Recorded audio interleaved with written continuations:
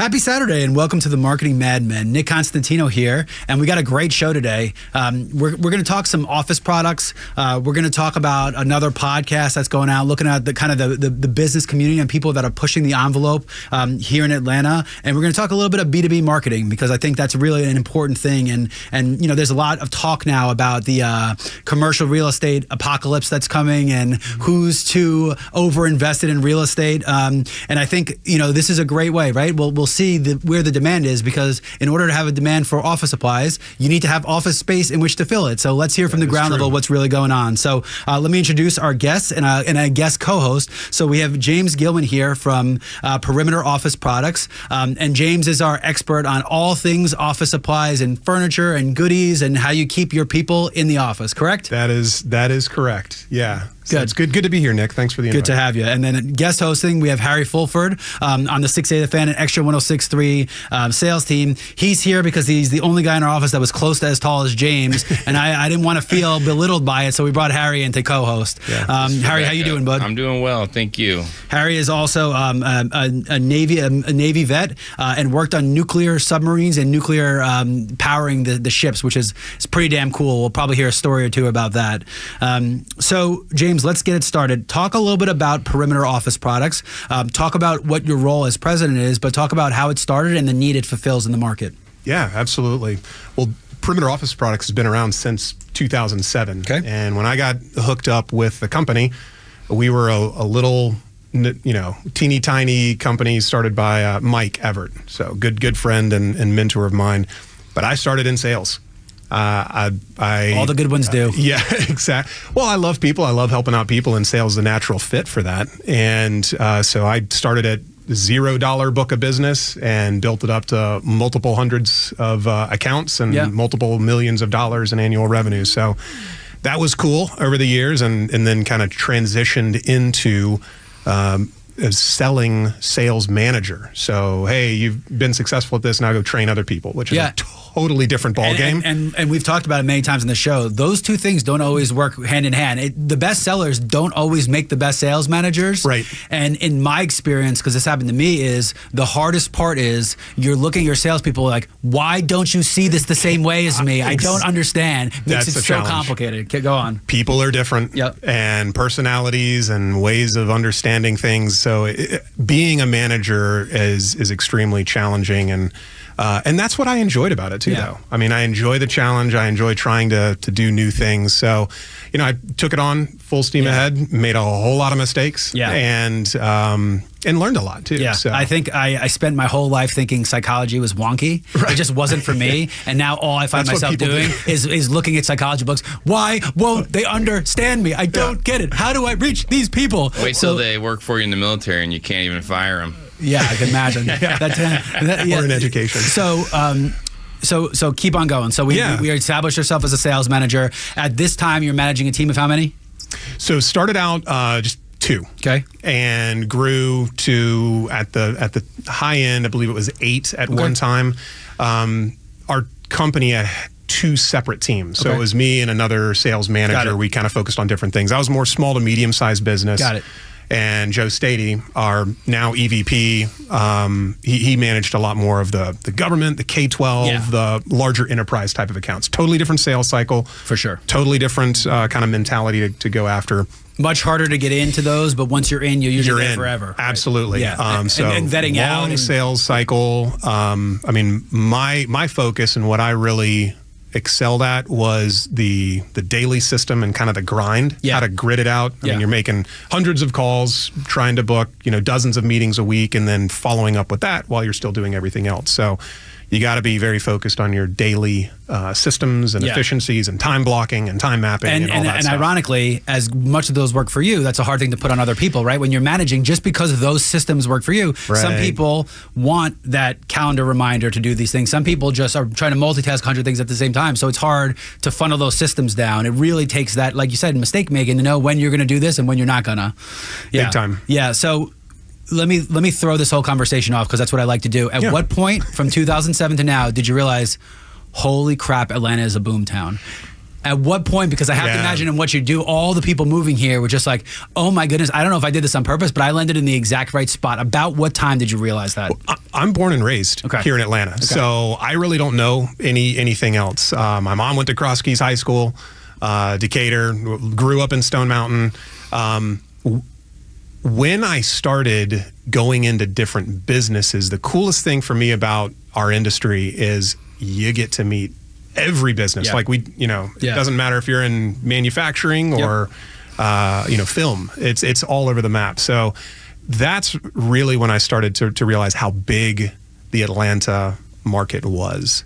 And it was really cool to see a number of different companies working with a lot of my clients too. It's like, oh, so-and-so over at such and such. So seeing behind the scenes how everything's kind of interconnected, super fascinating for me. Yeah, and I think it's something similar we have in radio, and that's what I try to tell my guys all the time is like, guys, you get to be a part of so many different kinds of business that when you're your best is when you become an expert, almost even more than the clients you deal with. Sure. Because what you do is you know enough to be dangerous about so much that it's really hard to put one over on you. And one of the things I've learned, and it has really to do a lot more with digital advertising these days, it's a lot of sleight of hand, man. It is a lot of bluster and just people are trying to create this persona that they're not. And if you can call them out on it, and not in a bad way, but just look, I've seen things differently. Here's why. You become the expert in the room. And when you're the expert in the room, people are much more likely to hold you in high value and look at what you do at a high value.